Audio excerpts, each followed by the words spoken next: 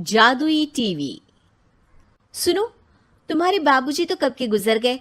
अब उनका जो सामान है वो पड़े पड़े कबाड़ा हो रहा है। बेच ही दो, कुछ पैसे आ जाएंगी। बात तो सही है। अगले संडे फुर्सत में यही करेंगे। अगले संडे रोहित सारा सामान कबाड़ी को घर बुला के दे देता है। तभी उसकी नजर बाबूजी की पुरानी टीवी पर जाती है, जो इतने सालों तक कूड़े में पड़ी थी, फिर भी चमचमा रही थी। टीवी तो देखो, जैसे एकदम नई हो। हाँ, बाबूजी को टीवी देखना बहुत पसंद था। उनका सपना था कि वो टीवी पे आए। एक बार मौका भी था जब वो अपने गांव के गाने सुनाने किसी चैनल पर जाने वाले थे, पर मैं और मेरा भाई लड़ पड़े और बाबूजी को घर पर ही रुकना पड़ा। चला के देखें क्या? हाँ हाँ, क्यों नहीं, देख लेते हैं। पर शायद ही चले। बाबूजी ने उस लड़ाई के दिन के बाद टीवी देखना ही छोड़ दिया था। टीवी चालू करने के लिए उसमें केबल वायर लगा दिया जाता है। एक न्यूज चैनल चालू हो जाती है। स्वर्ग की सीढ़ी के रास्ते हैं तीन, तीनों के तीन रास्ते हैं संगीन। पहला रास्ता है सांप की बीन, दूसरा रास्ता घर में बिछा कालीन, तीसरा रास्ता कलकत्ता से चीन। ये क्या बकवास खबर है, कुछ अच्छा लगा दो। अरे आप बोलो तो सही, कोई अच्छी खबर सुना देता हूं। मेरा तो काम ही खबर देना है। अरे बाप रे, टीवी बात कर रही है। हाँ, ये न्यूज वाला मुझसे। हाँ हाँ, आपसे ही तो बात करूंगा ना, आपके घर में हूं तो। अरे, ये सपना है क्या? तुम हमसे बात नहीं कर सकते? अरे सपना नहीं भाई साहब, ये टीवी जादुई टीवी है। बोलो, क्या खबर सुननी है, वरना ब्रेक लेने का टाइम आ जाएगा। सुप्रिया घबरा के टीवी बंद कर देती है। वो क्या था? अरे एक बार और चालू करके देखे, फिर से बात करेगा तो चैनल बदल देंगे। सुप्रिया फिर टीवी चालू कर देती है। अरे ऐसा कोई मुंह पे टीवी बंद करके जाता है क्या? मुझे बुरा लगा आपका नेचर। चाय पानी तो पूछो। सुप्रिया टीवी के बटन से चैनल बदल देती है। अब टीवी पर एक फिल्म चल रही है।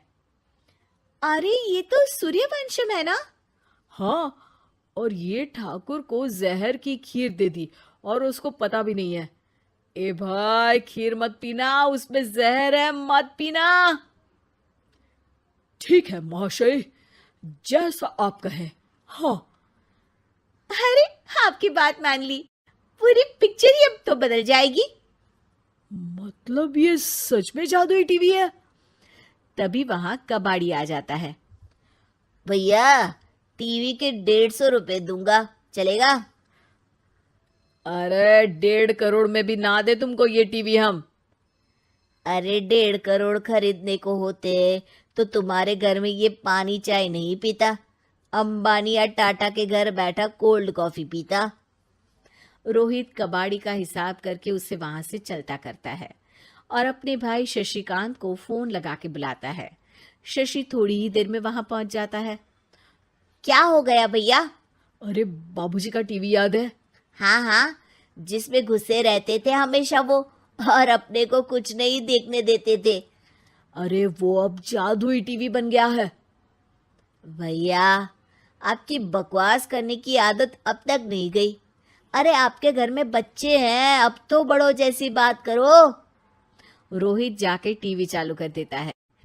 टीवी पर एक जादू का शो हो रहा है जिसमें एक जादूगर है। अब मैं अपनी टोपी में से कबूतर निकालूंगा। श्रिंग ब्रिंग शरिंग बम फोपा फुफी फुफा बाउ। टीवी से कबूतर निकलता है और शशिकांत के सर पर आकर बैठ जाता है। भैया, ये क्या हो रहा है? भैया इसे उड़ाओ। ए कबूतर, जा जा, कबूतर चल निकल। अब मैं टोपी में से सांप। सांप सुनते ही शशिकांत कांप जाता है और भाग के टीवी बंद कर देता है। भैया, सॉरी भैया, मैं समझ गया ये सच में जादुई टीवी है, पर एक बार और ट्राई करते हैं। पर भाभी, कोई दूसरा चैनल लगाओ। हाँ, जिसमें डर ना लगे। सुप्रिया टीवी चला देती है और न्यूज लगा देती है। अरे कितने दिनों बाद मुझे याद आया, बताइए क्या खबर सुनाओ। और ये नया आदमी कौन है? ये मेरा भाई है शशिकांत। ओह यस, वही है ना जिससे तुम लड़ लिए थे किसी बात पे, और तुम्हारे बुढ़ाओ पिताजी गुस्सा हो गए थे और टीवी को संन्यास दे दिया था। हैं? तुमको कैसे पता ये सब? इस टीवी में रहने वाले आदमी से लेकर कबूतर तक को तुम्हारे बाबूजी और तुम्हारी बातें पता है, इसलिए तो ये जादुई टीवी है। ये टीवी क्या कर सकती है वैसे? तुम जो मांगो दे सकती है। कहानी बदल सकते हो, खबर बदल सकते हो, कोई चीज मांग सकते हो। अरे भैया, ये टीवी मैं लेके जा रहा हूँ। बाबूजी का लाडला तो मैं ही था ना। अरे ऐसे कैसे? मैं बड़ा बेटा था, अब तक मेरे घर में टीवी थी ना। अब तक कहाँ गए थे पिताजी के लाडले? तुम्हारी गलती का एहसास भी है। अरे भैया, ज्यादा ना बोलो वरना भूल गए आपके दांत तोड़ दिए थे मैंने उस लड़ाई में। मेरी बीवी के सामने मेरी बेइज्जती करता है। रुक। दोनों भाई हाथापाई पे उतर जाते हैं। रुक, बताता हूं तुझे कि कौन बड़ा है। अरे छोटे का दम तो देख लीजिए आप। ये खबर आपके बाबूजी को देता हूं। तभी टीवी अचानक बंद हो जाता है। अरे शायद टीवी नाराज हो गया। और लड़ लो, आए बड़े खली बनने। टीवी से एक तेज रोशनी निकलती है और टीवी में बाबूजी दिखाई देते हैं। बाबूजी आप? इतना चकरा क्यों रहा है? अपने बाप को नहीं पहचानता क्या? ये तो ऐसा ही है बाबूजी। प्रणाम बाबूजी। अरे चुप कर, तुम दोनों ही उल्टे हो। तुम्हारी वजह से मैंने टीवी में आने के सपने को छोड़ दिया, तुम्हारी लड़ाई की वजह से। और तो और, जितना मैं अपनी बीवी को नहीं देखता था उतना टीवी को देखता था, वो भी छोड़ दिया तुम दोनों की लड़ाई की वजह से। और अब मरने के बाद जब मैंने टीवी को जादुई टीवी बना दिया तो भी तुम इसका फल लेने की जगह लड़ रहे हो। अरे तुम तो लायक ही नहीं हो। अब तुमको बाबा जी का ठुल्लू भी नहीं मिलेगा। बाबूजी चले जाते हैं। टीवी बंद हो जाता है। रोहित और शशिकांत गिड़गिड़ा के टीवी के सामने हाथ जोड़ के बाबूजी को बुलाते हैं, पर टीवी सिर्फ धुआं निकालता रहता है।